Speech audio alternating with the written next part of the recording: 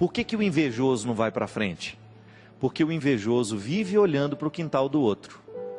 Ele não é capaz de administrar a própria vida, mas ele deixa que o outro, com seu sucesso, fique administrando a vida dele.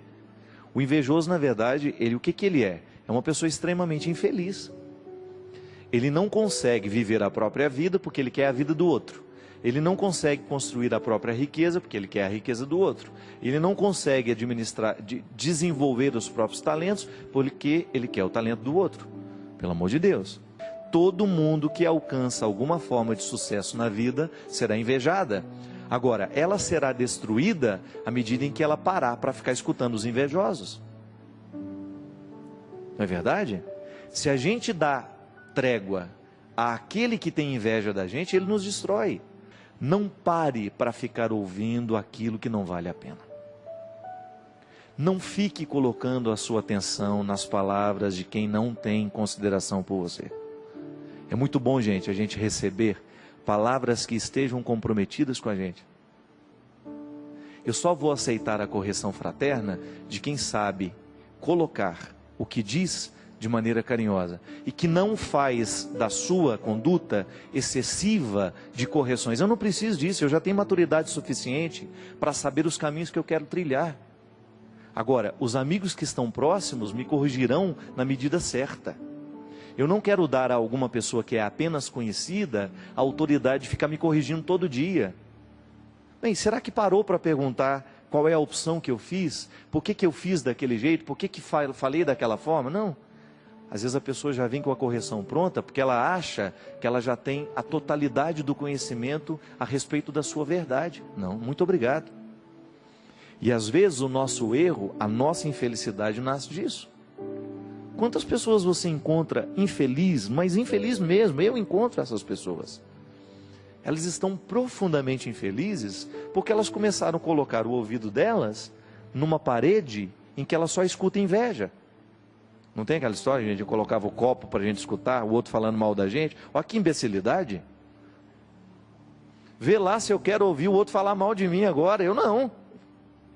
Quero ouvir correções fraternas, isso sim. Agora, o outro falar mal de mim, eu me lembro uma vez, estava fazendo a tenda do Senhor com o Padre Léo.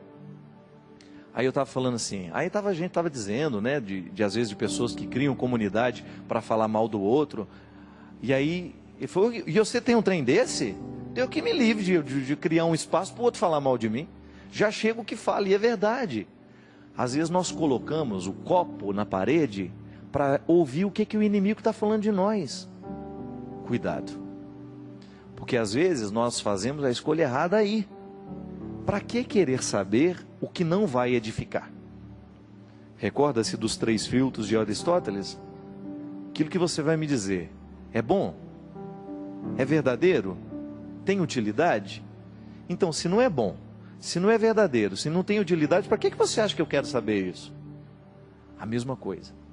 Às vezes nós passamos parte do nosso dia investigando o que o outro falou ou deixou de falar de mim. Não, muda isso. Se você tem esse hábito, começa a colocar atenção no que você pode. O que o outro fala de ruim de você, se não é para lhe edificar, esquece, não põe atenção. Não demore nem 2 minutos do seu tempo para prestar atenção naquilo. Nem 1 minuto. Volto a dizer, a correção que vale a pena é aquela que está no processo do comprometimento. O outro me conhece, o outro sabe quem eu sou e ele tem uma palavra para me edificar. Mesmo que seja de correção. Mesmo que seja para me chamar a atenção de um detalhe que eu preciso mudar e que eu não estava percebendo. Minha gente, nós podemos fazer essa comparação de maneira muito bonita. Quem fala do outro lado mal de nós e o tempo todo quer nos colocar tristezas e desesperos é o diabo. E o diabo se utiliza de pessoas para fazer isso com a gente. Quantas pessoas desistem na vida justamente porque deu ouvido ao diabo, mas não é o diabo chifrudo, é o diabo que anda no meio de nós, que tem saia, que veste as mesmas roupas que nós, que sorri do mesmo jeito que nós, que parece ser seu amigo, mas não é. Então nós temos que neutralizar o poder do diabólico. Nós não podemos, se dentro do seu trabalho você tem uma pessoa que fala mal de você, comece a neutralizá-la. Sabe como? Deixando de dar atenção ao que ela fala e você dando a ela um tratamento melhor que você pode. A pior maneira de cuidar de inimigos é sendo inimigo dele também. A pior maneira de você cultivar, né, não há solução nisso. Se você quer neutralizar o poder do seu inimigo, trate bem. É o melhor jeito. Se você mantém a distância necessária, porque é seu inimigo, tudo bem. Você tem o direito de dizer, não fará parte do meu convívio.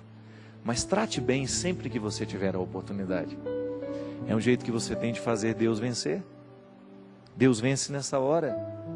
Quando ao invés de nós tratarmos com indiferença, quando ao invés de nós tratarmos com agressividade, a gente muda a regra. E às vezes nós conquistamos as pessoas dessa forma, minha gente. Muitos inimigos são nutridos, é porque a gente não tem a coragem de desafiá-los. Eu mesmo. Quantas pessoas que se diziam minhas inimigas, e que no momento em que eu tratei como se fossem meus amigos, elas ficaram sem graça. Às vezes dentro do nosso lugar de trabalho, a gente enfrenta essas coisas. A pessoa nos trata mal, inventa coisas sobre nós, e faz fofoca, e faz isso, faz aquilo. Você entrega a sua melhor parte. Não pode ser diferente. Para que dar a ela o que você tem de pior? Para ficar nivelado? Para ficar tão ruim quanto ela é? Não há necessidade disso. Deus tem que nos inspirar o processo da melhoria. E isso é salvação. Isso é cuidar. É o que Deus me convida, é o que Deus te convida, e que nós não estamos fora. Como eu dava o exemplo da dengue, quantas vezes nós criamos focos de coisas ruins por causa do nosso descuido, da nossa preguiça de levantar, de ir lá resolver a situação, de jogar a água podre fora, de jogar a palavra podre fora. Eu não quero guardar isso que você me deu. Eu jogo fora o que você vomitou em mim, eu não quero isso. Eu não vou guardar essa palavra de agressão, eu não vou guardar a sua agressividade, porque ela é sua, ela é fruto do seu desequilíbrio, eu não quero guardar isso dentro de mim. É direito meu, é direito seu, olhar nos olhos das pessoas que lhe agridem e dizer isso. Guarde a sua agressividade para você. Se ela é a sua pior parte, resolva-se com ela. Eu não tenho a obrigação de trazer para dentro de mim a pior parte. Tanto é que você está jogando fora. Se ela fosse boa, você guardaria. Se você joga fora, é porque você não está satisfeito com ela.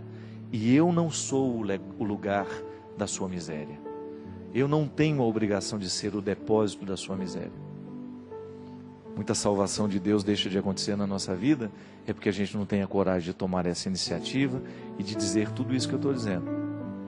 Às vezes hoje você vai ficar inspirado a dizer isso a muita gente, com carinho, com fraternidade, para que pare o poder de tudo que é diabólico sobre mim, sobre você. Derrame o Deus Todo-Poderoso sobre todos nós a sua bênção e nos conceda a graça de viver a dimensão bonita da vida. Ele que é Pai, Filho e Espírito Santo. Amém.